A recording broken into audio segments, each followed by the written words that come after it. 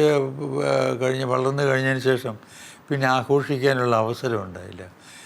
എൻ്റെ ഗ്രാജുവേഷൻ കഴിഞ്ഞതിന് ശേഷം 2 വർഷം ബനാറസിലായി പോയി MA പഠിക്കാൻ. പിന്നെ 2 വർഷം നാഗരൂരിലായി പോയി. അതിന് 3 വർഷം ഡൽഹിയിലായി പോയി. പിന്നെ തിരിഞ്ഞു സിനിമയിൽ വന്നപ്പോൾ മദ്രാസിലുമായി പോയി. അപ്പോൾ അങ്ങനെ ആഘോഷിക്കാനൊരു ഒരു ഒരു ഒരു അവസരം ഉണ്ടായില്ലെന്നല്ല, അതിനെക്കുറിച്ച് ആലോചിക്കാൻ സാധിച്ചിട്ടില്ല. അങ്ങനെ എൻ്റെ അറിവിൽ വീട്ടിലോ ഞാനോ എവിടെയെങ്കിലും വെച്ചിട്ടോ എൻ്റെ പിറന്നാളിന് ഒരു ആഘോഷം ഒരിക്കലും ഉണ്ടായിട്ടില്ല. അതുണ്ടായത് 90-ാം വയസ്സിൽ നാട്ടുകാരെല്ലാം കൂടെ സിനിമാക്കാരെല്ലാം കൂടെ നടത്തിയ ഒരു ആഘോഷമുണ്ടല്ലോ, അതിനെനിക്ക് പോകാനും പറ്റിയില്ല. ഇത്ര അധികം സിനിമകൾ ചെയ്തിട്ടും ഒരു ഏകദേശം 6 പതിറ്റാണ്ടുകളോളം സിനിമയിൽ നിലനിന്നിട്ടും ഒരു സിനിമ നൽകുന്ന ഈ സുഖങ്ങൾ അല്ലെങ്കിൽ ഗ്ലിറ്റ്, ഗ്ലാമർ, സെലിബ്രേഷൻ ആ ഏരിയകളിലൊന്നും മധുസാറിനെ കണ്ടിട്ടില്ല. കുടുംബവുമായിട്ടാണ് അധികവും സ്പെൻഡ് ചെയ്യുന്നത് കണ്ടിട്ടുള്ളത്. ഷൂട്ടിംഗ് കഴിഞ്ഞാൽ നേരെ വീട്ടിലേക്കാണ് പോകുന്നത് കണ്ടിട്ടുള്ളത്. അങ്ങനെയുള്ളൊരു സിനിമ നൽകുന്ന ഒരു സുഖമുണ്ടല്ലോ, ഭയങ്കര ഗ്രാൻഡർ, ഒരു വലിപ്പം, അത് എന്താ ആകർഷിക്കാതിരുന്നത്? ഇല്ല, അതിനേക്കാൾ നമ്മൾ ജോലിക്ക് പോകുന്നു. നമ്മളിപ്പോൾ വർക്കിന് പോകണം. വർക്ക് കഴിഞ്ഞാൽ ഏറ്റവും ഞാൻ പ്രാധാന്യം നൽകിയിട്ടുള്ളത് കുടുംബത്തിനാണ്. അപ്പോൾ എനിക്ക് വലിയ സുഖമാണ് ഈ നല്ല ക്യാരക്ടർ പോയിട്ട് അഭിനയിക്കുക എന്നുള്ളത്. അത് കഴിഞ്ഞ് പിന്നെ തിരിച്ച് വീട്ടിൽ വരിക.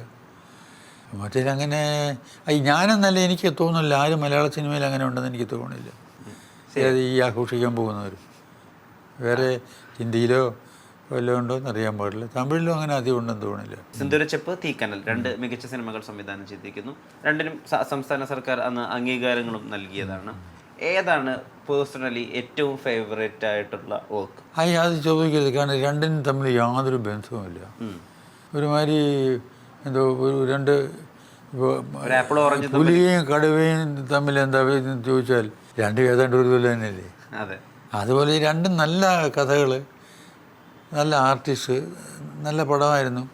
അത് ഷൂട്ട് ചെയ്യാനും സുഖമായിരുന്നു, അഭിനയിക്കാനും സുഖമായിരുന്നു, പുറത്തു വന്നപ്പോൾ ആളുകൾക്ക് കാണാനും സുഖമായിരുന്നു. അടുത്തടുത്ത വർഷങ്ങളിലാണ് ഈ 2 സിനിമകൾക്കും വലിയൊരു അംഗീകാരമൊക്കെ കിട്ടുന്നത്. ഏറെക്കുറെ കുറഞ്ഞ വർഷങ്ങളുടെ ഇടവേളയിൽ. അതിനുശേഷവും സിനിമകൾ 14 സിനിമകളോട് സംവിധാനം ചെയ്തു. അതിനുശേഷം സംവിധാനം ഒരു 90-കൾക്ക് ശേഷം വളരെ കുറയുകയും പ്രൊഡക്ഷൻ മാത്രമാവുകയൊക്കെ ചെയ്തിരുന്നു. എന്താ സംവിധാനം കുറഞ്ഞു പോയത്? അത് ഈ സംവിധാനം എന്നുള്ളത് നമ്മുടെ നാട്ടിൽ ഈ സംവിധാനം എന്ന് പറയുന്നത് ക്യാമറയിൽ നിർത്തി ഉള്ളപ്പോൾ ഷോട്ട് എടുക്കുക മാത്രമായിട്ട് മാറി. സംവിധായകൻ ഷോട്ട് എടുക്കുന്നു, ഇതെല്ലാം കൊണ്ട് എഡിറ്ററിൽ കൊടുക്കുന്നു, അയാൾ കട്ട് ചെയ്യുന്നു, പിന്നെ അങ്ങോട്ട് അതിന് മുമ്പുള്ളതെല്ലാം അങ്ങനെയാണ്. അപ്പോൾ സംവിധായകൻ എന്ന് പറയുന്നത് എഡിറ്ററെ പോലെ, ക്യാമറാമാനെ പോലെ, മേക്കപ്പ് മാനെ പോലെ ഷോട്ട് എടുക്കുന്ന മനുഷ്യനായിട്ട് മാറി. എഡിറ്റിങ്ങിൽ പോലും അധികം ശ്രദ്ധിക്കില്ല എന്ന് മാത്രമല്ല, ശ്രദ്ധിച്ചുകൊണ്ട് പ്രയോജനമില്ല. അത്ര വലിയ കഴിവും അറിവും ഉണ്ടാവില്ല പലർക്കും. അപ്പോൾ എനിക്ക് വേണ്ടി വന്നത്, ഞാൻ ഈ പ്രൊഡ്യൂസർ എന്ന് പറയുന്ന ആൾ നമ്മളെ മനസ്സിലാക്കിയിട്ടുള്ളത് കാശും കൊണ്ടുവരുന്ന ഏതെന്നൊരു ഒരാൾ മനസ്സിലാക്കിയിട്ടുള്ളതല്ല, യാഥാർത്ഥ്യവും കുറേ അങ്ങനെയാണ്.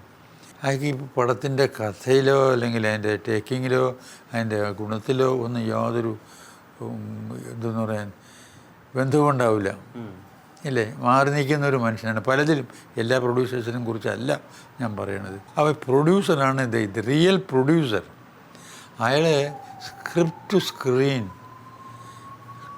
ചിലപ്പം അത് കഴിഞ്ഞും ഈ സിനിമയെ കൊണ്ട് നടക്കുന്ന ആളാണ് എൻ്റെ മനസ്സിലുള്ള പ്രൊഡ്യൂസർ. അല്ലാതെ ഈ കാശ് കൊണ്ടുവരുന്ന ആളിനെ ഫൈനാൻഷ്യർ എന്ന് പറയാം, അല്ലെങ്കിൽ പ്രൊപ്പറേറ്റർ എന്ന് പറയാം.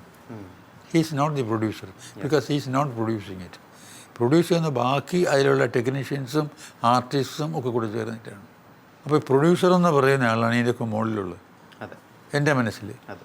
ഈ സിനിമ ഷൂട്ട് ചെയ്ത് സിനിമയാക്കുന്ന ഡയറക്ടറും, എഡിറ്റ് ശരിയാക്കുന്ന എഡിറ്ററും, മ്യൂസിക് ഡയറക്ടറും, നേരെയുള്ള സ്ക്രിപ്റ്റ് എഴുത്തുകാരനും, ക്യാമറാമാനും, ഇതൊക്കെ പോലെ അവരും ഇവരെ ഒക്കെ അതിനുമുപരിയായിട്ട് ഈ പ്രൊഡക്ഷൻ്റെ മറ്റു കാര്യങ്ങളും കൂടെ നോക്കി നടത്തുന്ന ഒരാളാണ് എൻ്റെ പ്രൊഡ്യൂസർ.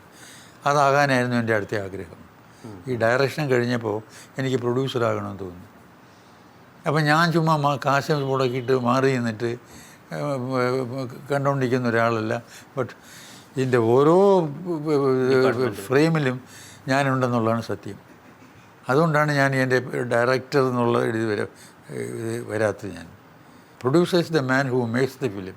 ഈ പ്രൊഡക്ഷനിലേക്ക് കൂടി കടന്നപ്പോൾ മധു സാറിലേക്ക് ഒരു പേടി കലർന്ന ബഹുമാനം, മധു സാർ എന്ന് പറഞ്ഞാൽ ഒരു ഭയമുണ്ട്, ആളുകൾക്ക് അടുക്കാൻ ഒരു ആശയം പറയാൻ ഒരു ഭയമുണ്ട്, അങ്ങനെ പൊതുവിലൊരു അഭിപ്രായം രൂപപ്പെട്ടിരുന്നു. അതിനെപ്പറ്റി അറിവുണ്ടായിരുന്നു? ഇല്ല, അതുകൊണ്ട് അതെനിക്ക് തോന്നുന്നു, ഞാൻ ഈ പണ്ടില്ല വാദ്യാരായിരുന്നല്ലോ, അപ്പോൾ ഇപ്പോഴും എൻ്റെ മനസ്സിൽ ആ പിള്ളേരെ പഠിപ്പിച്ച ഒരു സംഗതി കിടപ്പുണ്ട്. ഇപ്പോൾ ഏത് പ്രായം അതല്ലേ, അപ്പോൾ 2 വർഷം അത് പഠിച്ച് വന്ന് കഴിഞ്ഞ ഒന്ന് ക്ലാസ്സിലിരുന്ന് പഠിച്ചത്, അത് കഴിഞ്ഞ് നേരെ 2 വർഷം കോളേജിൽ ലെക്ചറായിരുന്നപ്പോൾ എൻ്റെ മുമ്പേ ഇരിക്കുന്ന എല്ലാം കുട്ടികളല്ലേ, അവരുമായിട്ടാണ് ഈ 2 വർഷവും സംബന്ധിച്ചുകൊണ്ടിരുന്നത്. അപ്പോൾ അത് മനസ്സിൽ കിടന്നതാണോ എന്ന് സംശയമുണ്ട്. പിന്നെ വീട്ടിലാണെങ്കിലും അതെ, എൻ്റെ കൂടെ ഉണ്ടായിരുന്നത് 4 സിസ്റ്റേഴ്സാണ്, അത് 4ഉം ഇളയത്. അപ്പോൾ എനിക്ക് ചേട്ടനില്ല, അമ്മാവനില്ല, അച്ഛനുണ്ടായിരുന്ന. അച്ഛൻ പലപ്പോഴും വീടിന് പുറത്തായിരുന്നു ജോലി ചെയ്തിരുന്നത്. അതൊക്കെ എപ്പോഴും 24 മണിക്കൂറും അല്ല, ഒരു മാസത്തിൽ ആദ്യമൊക്കെ അച്ഛൻ മാസത്തിലൊരിക്കൽ 2 മാസത്തിലൊരിക്കലൊക്കെ 2 ദിവസത്തേക്ക് വരെ ഉണ്ടായിരുന്നുള്ളൂ. അച്ഛൻ പല സ്ഥലത്താണ് ജോലി ചെയ്തിരുന്നത്. അപ്പോൾ ഇതിൻ്റെ ഒക്കെ കൂടി തന്നെ ഒരുമാതിരി ഒരു അധ്യാപകൻ എൻ്റെ മനസ്സിൽ കയറി, ഈ പിള്ളേരുടെ ഒരു അധ്യാപകൻ വീട്ടിൽ. പിന്നെ അത് കഴിഞ്ഞിട്ട് വന്നപ്പോൾ കോളേജിൽ എനിക്ക് തോന്നുന്നു ആ ഏജിൽ, ആ പ്രായത്തിൽ കടന്നുകൂടിയ അധ്യാപകനായിരിക്കും ഈ കുഴപ്പമുണ്ടാക്കിയത്. മധു സാറിൻ്റെ അച്ഛൻ കുറേ കൂടി കർക്കശക്കാരനായിരുന്നു എന്നും വളരെ സ്ട്രിക്റ്റ് ആയിരുന്നു എന്നും, അതുകൊണ്ട് ഒരു മകൻ എന്നുള്ള രീതിയിൽ സ്നേഹം പ്രകടിപ്പിച്ച് അങ്ങോട്ട് അടുക്കാൻ സാധിച്ചിട്ടില്ല എന്ന് വായിച്ചിട്ടുണ്ട്. ഇപ്പോൾ ഉള്ളിൽ സദാസമയം ഒരു അധ്യാപകൻ ഉള്ളത് കൊണ്ട് തന്നെ സ്വന്തം മക്കളോടും അച്ഛനെ പോലെയായിരുന്നോ പെരുമാറിയിരുന്നത്, അതോ സ്നേഹവാത്സല്യങ്ങൾ നിറഞ്ഞൊരു അച്ഛനായിരുന്നു? അല്ല, എനിക്ക് ആകെ ഒരു മോളല്ലേ ഉള്ളൂ, പിന്നെ അതുകൊണ്ട് ഈ പ്രശ്നം വന്നില്ല. ഇപ്പം എനിക്കിപ്പോൾ ആകെപ്പാടെ അവളെ ഉണ്ടായിരുന്നുള്ളൂ. അതുകൊണ്ട് പിന്നെ ഞാൻ വളർത്തിയതും ഞാനല്ല. ഞാൻ ഈ സമയത്ത് മദ്രാസിൽ നിന്ന് ഷൂട്ടിങ് കഴിഞ്ഞിട്ട് ഇവിടെ വന്നിട്ട് 3-4 ദിവസം കാണും, പിന്നെയും പോവും, പിന്നെ ഒരു 5-6 ദിവസം കഴിയുമ്പോൾ വരും. പക്ഷെ അവളെ വളർത്തിയത് അവളുടെ അമ്മയും അമ്മൂമ്മയൊക്കെ കൂടെയാണ്. അവൾ കുറേ വളർന്ന് കഴിഞ്ഞതിന് ശേഷമാണ് വളരെ ക്ലോസ് ആവാൻ സാധിച്ചത്. സ്റ്റുഡിയോ ഇവിടെ തുടങ്ങിയതിന് ശേഷം ആണ് അധികവും വീട്ടിലുണ്ടാകാൻ സാധിച്ചത്. അച്ഛൻ ഈ പറയും പോലെ അങ്ങനെ ഒരു കർക്കശക്കാരനും എന്തെന്ന് പറയാൻ ഒരു സ്ട്രിക്റ്റ് ആയിട്ടുള്ള ആളും അത് എന്നോട് മാത്രമേ ഉണ്ടായിരുന്നുള്ളൂ. ഓക്കെ. അത് ഈ 4 പെൺമക്കളെ മൂത്തായിട്ട് ഉള്ളവനാണ്. അപ്പം വീട്ടിൽ എന്തായാലും ഒരു അമ്മ പരാതി പറയും, സിസ്റ്റേഴ്സ് എല്ലാം പരാതി പറയും, അച്ഛൻ വന്നു കയറുമ്പം കേൾക്കുന്ന ഇതൊക്കെയാണ്. മനസ്സിലായി? അത് കാരണം ഇവന് നന്നായിക്കോട്ടെ എന്ന് വെച്ചിട്ട് കാണിച്ച മണ്ടത്തരമാണ്. മധു സാറിൻ്റെ ഒരു ചേഷ്ടകളും അല്ലെങ്കിൽ ഒരു രീതിയിലുള്ള മധു സാർ ടെംപ്ലേറ്റുമായി ഒരു ബന്ധവുമില്ലാത്ത 2 കഥാപാത്രങ്ങൾ, ഒന്ന് ഉമ്മാച്ചുലമായരും അതുപോലെ കുടുംബവിശേഷത്തിലെ രാഘവക്കുറുപ്പും ആണെന്നാണ് പൊതുവിൽ ഫിലിം ക്രിറ്റിക്സ് ഉൾപ്പെടെ പറയാറ്. ഈ 2 കഥാപാത്രങ്ങളിലും എന്താണ് സവിശേഷമായി മധു സാർ തന്നെ സ്വയം ഒരു റെട്രോസ്പെക്ഷൻ എടുത്ത് നോക്കുമ്പോൾ കാണുന്ന പ്രത്യേകതകൾ? ഈ സാധാരണ നാം കാണുന്ന മനുഷ്യരെക്കാളും കുറേ കൂടെ കുറേ വൈരുദ്ധ്യങ്ങൾ നിറഞ്ഞ ജീവിതം നയിച്ചവരാണ് ഇവരെല്ലാം.